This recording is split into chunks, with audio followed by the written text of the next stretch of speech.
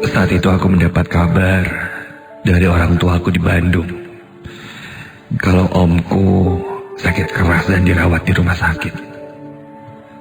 Aku yang saat itu sedang kuliah dari luar kota terpaksa harus pulang ke Bandung. Bisa dibilang aku dan omku sangat dekat. Dialah yang membantuku juga untuk bisa kuliah di Jakarta. Ya, karena link beliau cukup bagus di kalangan dosen-dosen di sana. Dia yang mengurus semuanya. Yang ku tahu, sejak dulu dia ingin sekali punya anak laki-laki. Namun Tuhan berkehendak lain. Anaknya perempuan. Jadi, dia kepada aku sudah menganggap sebagai anaknya sendiri. Ditambah ayah dan ibuku yang sudah bercerai. Bisa dibilang dia menggantikan sosok ayah untukku. Karena itulah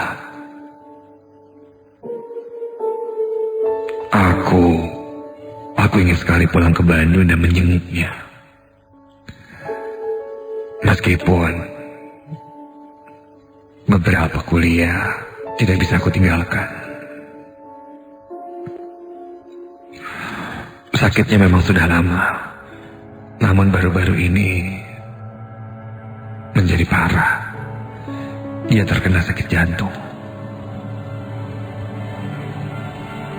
Di tengah-tengah kuliah aku begitu mendapat kabar itu, aku dengan segera menuju ke Bandung.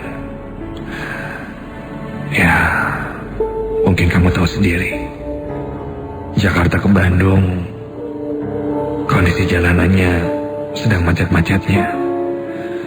Belum lagi ada perbaikan jalan dan segala macamnya. Jadi aku memutuskan tidak lewat tol, tapi menggunakan kereta api. Dan lagi pula, stasiun Bandung ke rumah sakit tempat omku dirawat tidak begitu jauh.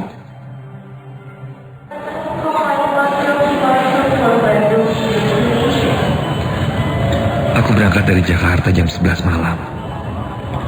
Perkiraan akan sampai di Bandung jam 1 dini hari.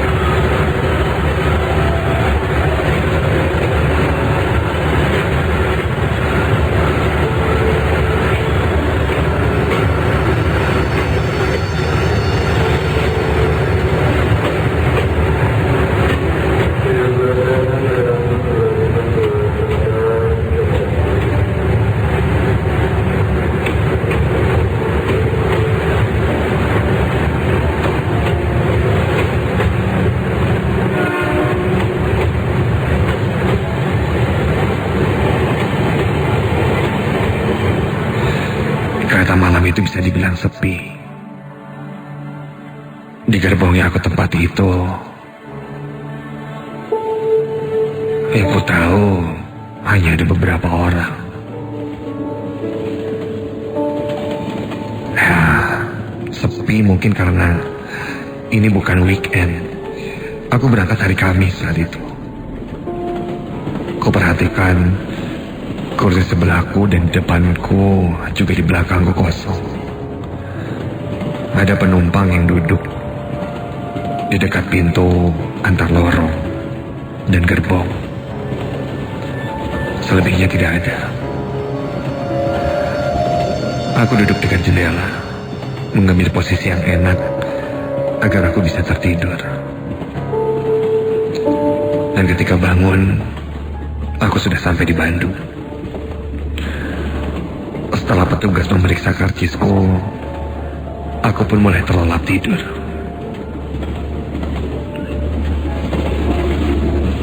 Sampai tiba-tiba saja aku terbangun karena aku mendengar suara yang sangat gaduh saat itu.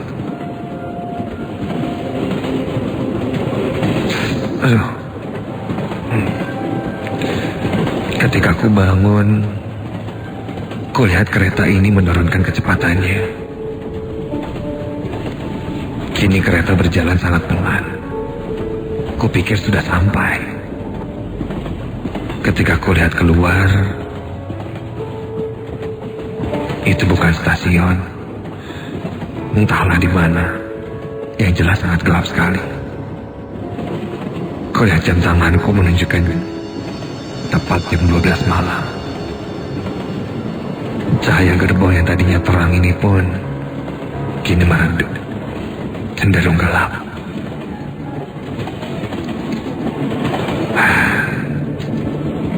Baru setengah perjalanan udah kebangun. Kenapa ya? Aku melihat ke arah sekitar. Dan ketika aku sadar, loh, gerbong kereta ini kini terisi penumpang yang cukup banyak dari sebelumnya. Iya, sebagian kursinya sudah terisi. Kapan naiknya ya? Dan di mana? Mungkin tadi sempat berhenti dulu kali ya. Ya di stasiun yang lain mungkin, ambil penumpang. Begitu pikirku. Kuperhatikan penumpang yang duduk di depanku itu terlihat diam dan duduknya tegak. Hampir semua seperti itu. Mungkin mereka tertidur. Suasana sangat hening, meskipun banyak penumpang. Sebenarnya pemandangan yang sudah biasa jika kita naik kereta malam. Sampai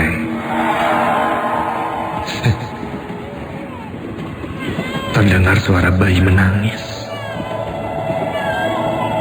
Suaranya terdengar dari arah kursi di gerbong belakangku.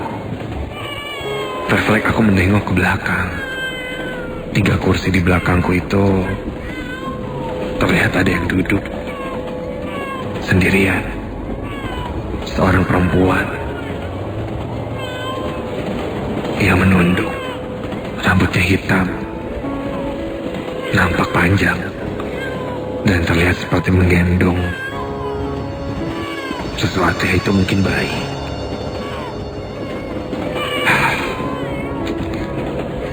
Udah kayak gini tuh paling bete.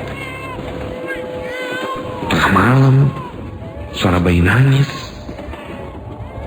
Yang kayak gini nih, berisiknya tuh bisa bikin gak bisa tidur lagi. Begitu gerutuku. Aku pun mengeluarkan handphone dan apaan sih? Makanya gak ada sinyal segala lagi. Dan suara bayi ganggu banget ya. Entah kenapa saat itu aku sangat kesal sekali. Mulai dari kecapean, mengantuk tapi tidak bisa tidur, ditambah suara bayi yang berisik. Aku pun menengok ke belakang, mengangkat sedikit badanku dan menoleh ke arah perempuan itu.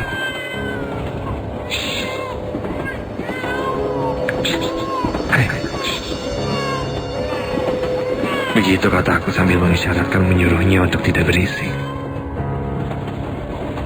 Perempuan itu menengok ke arahku. Kini terlihatlah wajahnya. Namun, wajahnya terlihat hanya setengah. Dari mata, batang hidung sampai ke atas. Karena sisanya terhalang oleh kursi di depannya. Dia menatapku. Maaf Mbak, saya mau istirahat. Bisa disuruh diam nggak bayinya? Begitu kataku. Perempuan itu terus menatap ke arahku. Sampai akhirnya dia pun berdiri. Kali ini bisa kulihat badannya. Rambutnya terurai panjang. Sampai ke punggung dan perut. Dia memakai baju putih panjang. Dan di tangannya dia terlihat menggendong sesuatu. Ya, dia menggendong bayi. Dia pun bergeser untuk keluar dari kursinya. Dan dia berjalan ke arahku secara perlahan sambil menggendong bayinya itu.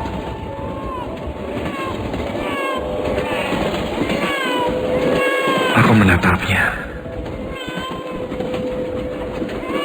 Perempuan itu terus menatapku. Tatapannya terlihat marah. Dia berjalan sambil terus menatap ke arahku. Hingga langkahnya berhenti tepat di samping kursiku itu. Dia berhenti dan memutar badannya menoleh ke arahku. Dia mengangkat tangannya dan menyodorkan bayinya padaku. Dan ketika aku lihat, ya Tuhan, kulihat bayi itu berlumuran darah. Dan ketika kulihat lagi wajah perempuan itu, wajah perempuan itu hancur. Dan baju putihnya tadi itu gini perlahan menetes warna merah dari dalamnya. Dan membuatnya menjadi merah. Iya, merah karena darah. Tolong! Tolong! Tolong! Aku berteriak namun tak satupun penumpang yang satu gerbong denganku itu menggubrisku. Mereka hanya terdiam sambil terus melihat ke arah depan. Tiba-tiba perempuan itu pun tertawa cekikikan sangat menyeramkan. Dan ketika itu, kulihat semua penumpang tiba-tiba saja berdiri dan berbalik ke arahku. Dan, ya Tuhan, semua penumpang itu mukanya hancur dan sangat menyeramkan. Beberapa penumpang bahkan anggota badannya tidak sempurna. Terdengar mereka berteriak-teriak seperti kesakitan.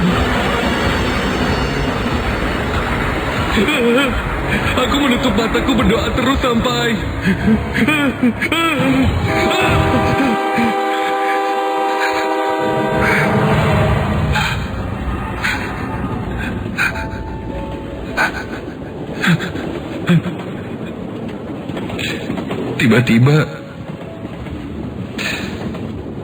Tiba-tiba suara itu pun hilang. Aku perlahan membuka mataku dan melihat semuanya sudah hilang. Dan gerbong pun kosong seperti sebelumnya. Apa itu tadi? Apa tadi itu cuma mimpi? Keringat dinganku bercucuran. Jika itu mimpi, semua terasa sangat nyata. Aku belum menenangkan diriku sendiri bahwa itu hanya mimpi buruk saja. Ketika aku lihat jam tanganku, waktu sudah menunjukkan jam 1:30 pagi. Dan ada yang menarik pandanganku. Ketika aku lihat di sebelahku, ada sebuah bercak darah berwarna merah kehitaman. Dan ketika aku sentuh, basah. Ya, darah itu basah. Ya Tuhan, berarti tadi itu bukan mimpi. Refleks aku melihat ke sekitar. Tidak ada siapa-siapa. Sampai Astaga, terdengar suara tangisan bayi lagi. Dengan bergegas aku pun pergi tanpa melihat ke belakang dan pindah ke gerbong lain. Hingga di sana aku pun bertemu salah satu petugas.